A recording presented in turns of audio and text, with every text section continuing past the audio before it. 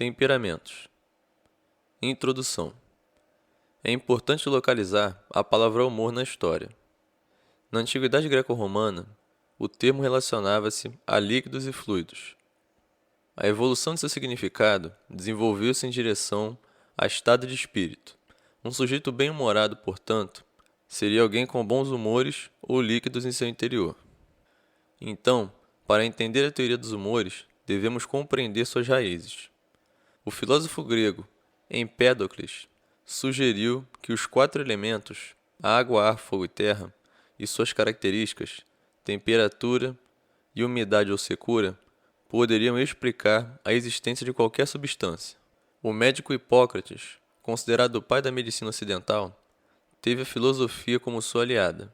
Assim, desenvolveu um modelo médico baseado nesses 4 elementos, atribuindo suas características a fluidos corporais, os humores.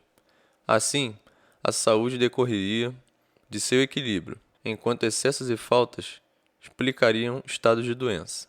Foi com o médico Galeno que a medicina de base hipocrática chegou ao seu ápice. Ele expandiu a teoria relacionando-a à personalidade e às inclinações emocionais e comportamentais dos indivíduos. Logo, foi desenvolvida a teoria dos humores ou temperamentos. Ela consiste na hipótese de cada corpo ser formado por misturas dos 4 elementos, de forma que cada ser nasceria com uma combinação deles. A predominância de algum elemento acarretaria em um temperamento. Galeno pensava o seguinte: sanguíneo, sujeitos que possuem excessivamente sangue. Suas decorrentes características seriam alegria, otimismo, confiança e extroversão. Fleumático, sujeito que possui excessivamente fleuma. Suas decorrentes características seriam timidez, apatia, lerdeza, cansaço e coerência. Colérico, sujeito que possui excessivamente bile amarela. Suas decorrentes características seriam irritabilidade, intensidade, impulsividade e rapidez.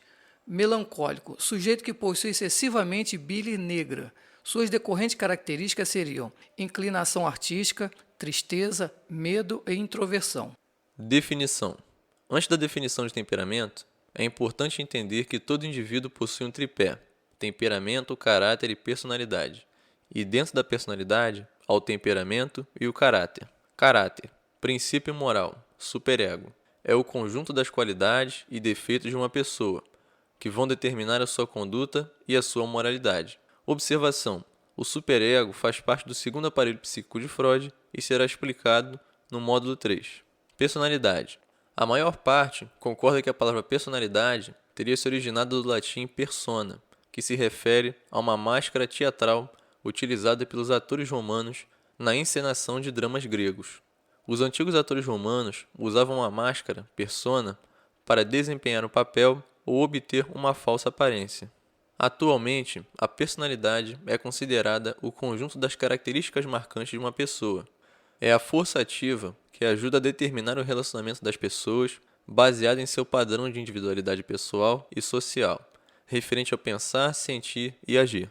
Definição: temperamento é a combinação de características inatas que herdamos dos nossos pais, que de forma inconsciente afetam o nosso comportamento. Observação: ele pode ser trabalhado e moldado para que alguns traços que podem ser prejudiciais para nós e para as pessoas que convivemos não tenham tanto destaque. Ou seja, o indivíduo nasce com um temperamento dominante, que se soma a outros temperamentos secundários. Lembrando que o temperamento é um tempero e que o caráter, conjunto de conceitos adquiridos durante a vida, é o que deve prevalecer e ser apresentado em uma personalidade. Exemplo: pai, filho, esposa, profissional em uma área específica. Personalidade é igual a temperamento mais caráter. Quais são os 4 tipos de temperamento? Sanguíneo, fleumático, melancólico e colérico. Antes de começar a explicar cada um deles, é importante falar que não necessariamente temos apenas um temperamento, podendo ter traços de outros, mas geralmente um deles impera em nossa personalidade.